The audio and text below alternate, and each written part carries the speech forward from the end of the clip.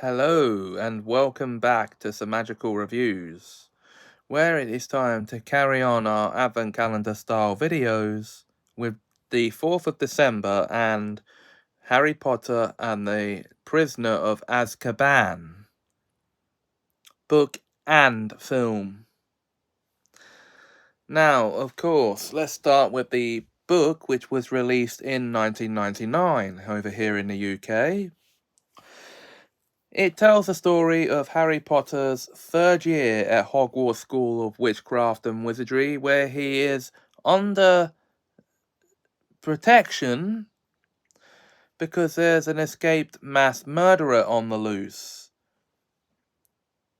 who is apparently after him to finish what he started 12 years prior. But the twists and turns, oh, the twists and turns, okay. We actually come to learn that Ron's rat, spoiler alert, is an animagus wizard named Peter Pettigrew, and he was the one who betrayed Harry's parents. Yeah, spoilers for those who didn't know that, who hadn't read the book or seen the film. What are you doing watching this? And of course, we are introduced to Remus Lupin, a werewolf who becomes Defense Against the Dark Arts professor in this story.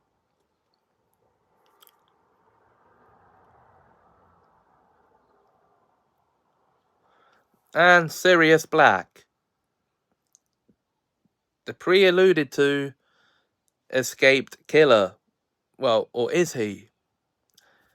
Well, as it turns out, he was actually the best friend of Harry's father, and by extension, his mother. And he was actually asked to be Harry's godfather, dun dun dun, at Harry's birth. And now we get into the introduction of a new piece of magic here, the Fidelius charm, which hides a secret within a living person's soul. And it can't be tortured or influenced out of them. They have to willingly want to give the secret up. And we learn that Peter Pettigrew was the secret keeper, not Sirius. And we also have a bit of time travel in here when it comes to saving the lives of Buckbeak, a hippogriff we're introduced to in this story, and Sirius himself. Because we're introduced to a time turner, a magical device, which is this kind of neck watch with a tiny little hourglass in there that you turn it to travel back the amount of time you want to travel. Now, why are we introduced to Buckbeak in the first place? Well, of course,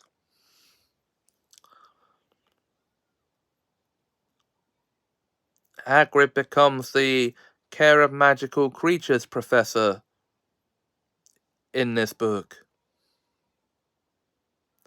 Okay, we are also introduced to four other new characters in this book. And those characters are Aunt Marge, that's Harry's uncle's sister, Stan Shunpike, conductor of the night bus, Ernie Prang, the driver of the night bus, and Professor Sybil Trelawney, the divination professor at Hogwarts. Now, what are you, well, I know you're probably asking right now, but what is this night bus you talk of?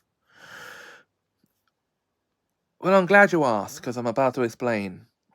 It's this giant violet-coloured triple-decker bus, which appears to whichever wizard is a stranded witch or wizard. To hail it, all they have to do is stick out their wands. So basically, it works in the same way as a normal muggle bus.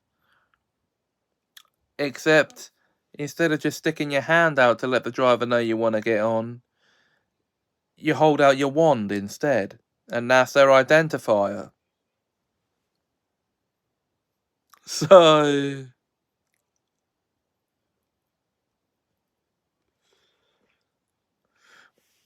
and add this to the forms of magical transportation list. So far, forms of transportation we've seen in the series at this point. Obviously, the Hogwarts Express. That goes without saying. Broomsticks. That goes without saying.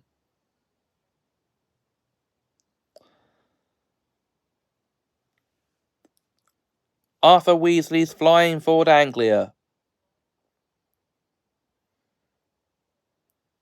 And now at this point, Buckbeak and the Night Bus. We're also introduced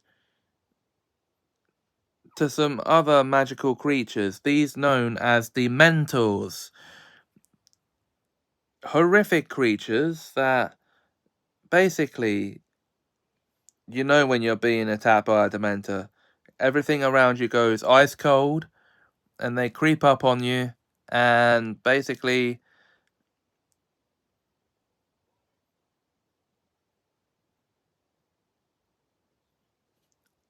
they'll probably just throw you against a wall or something, and well, but the worst part about it is you'll receive a Dementor's kiss if they get the chance.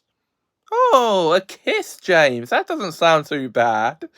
No, no, no, no, no. Don't you go thinking that, because that's not what a Dementor's kiss is. A Dementor's kiss is when they clasp their...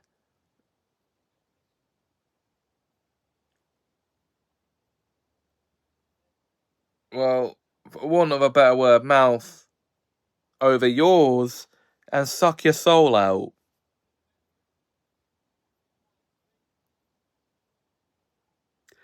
Leaving you an empty shell of the person you once were. Okay. And we also are introduced to boggarts. What is a boggart? Oh, James, why are you talking about the actor from Casablanca? No, I'm not talking about him.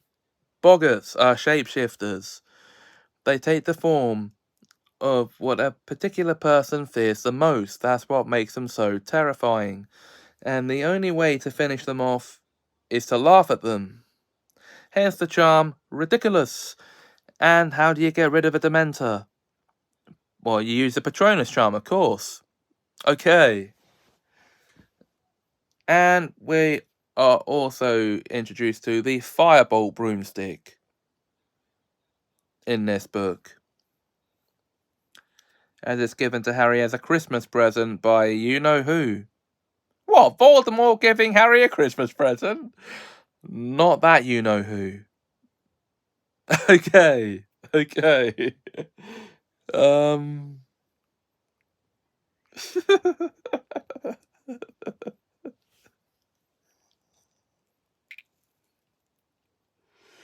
Okay, I think we should stop talking about it here.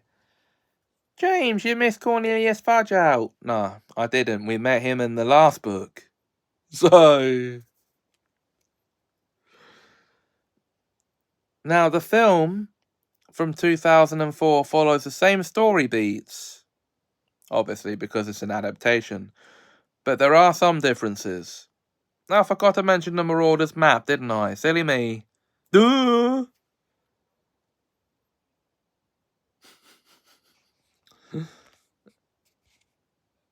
But yeah, so the difference is, well,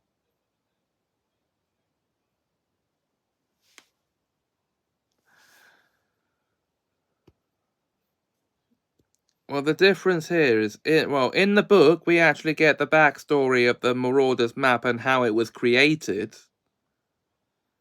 The film doesn't give us any such backstory. It just introduces us to the map and then leaves us to figure out the rest.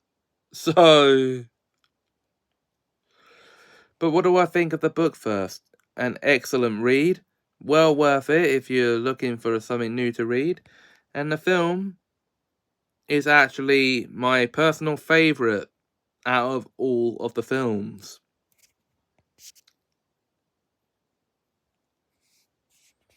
So guys, if you have read Harry Potter and the Prisoner of Azkaban and seen its film adaptation, what are your thoughts? Let me know down in the comments. That's it for this episode though, guys. See you again tomorrow for another review. What's it gonna be? Well, you'll have to wait and see, I'm afraid. But if you enjoyed this video, please like, comment, share and subscribe. Until next time, thanks for watching and have us a magical time.